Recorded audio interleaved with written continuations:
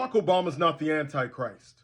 When you take a look in the Bible, you take a look in the Bible in the book of Daniel, I believe Daniel chapter 7, you take a look in the Bible in Revelation chapter 13 and also Revelation chapter 17, you'll see that there is a little horn. This little horn is the 11th horn. This little horn arises and three other horns are uprooted, which it's believed that that's Egypt, Libya, and Ethiopia if you continue reading the book of Daniel. But with that being said, there are 10 kings, 10 horns that are in place at the time the little horn rises, not after, but before, because the Antichrist or the little horn rises up from among them, okay? And he's the 11th, all right?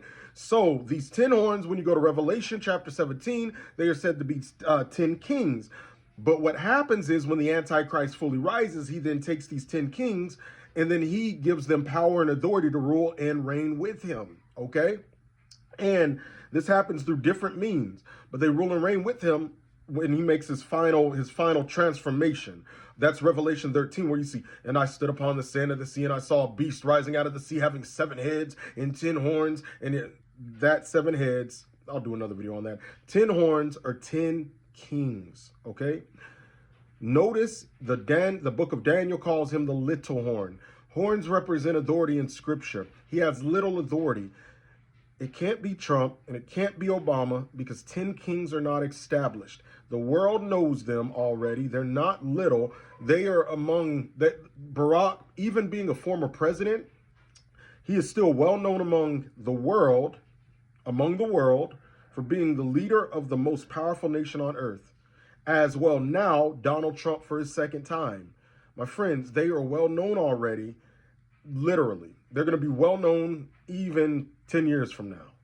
They cannot be the Antichrist. Now, I do believe the Antichrist is Islamic, who's their Mahdi, but that's not them. So keep that in mind. Stop listening to these false teachings that'll take a few scriptures out of the Bible and just throw it at the wall and hope it sticks. And they say they had a few dreams of it. And no, that's not how it works. Every dream, every prophetic word has to be in alignment with scripture. If it's not, it's false. Okay?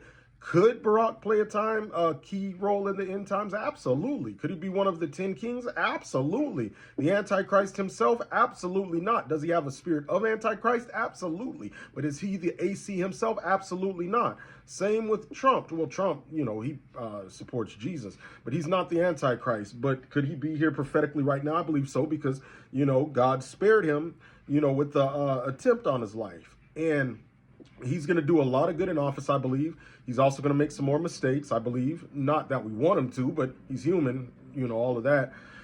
But we need to pray for him because the fact that God spared him, it shows that something big is coming to the United States potentially.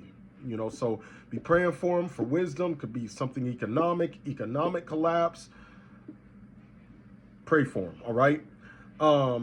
Pray for just leadership overall, all right? Because something big, whatever the case, is potentially set to come, all right?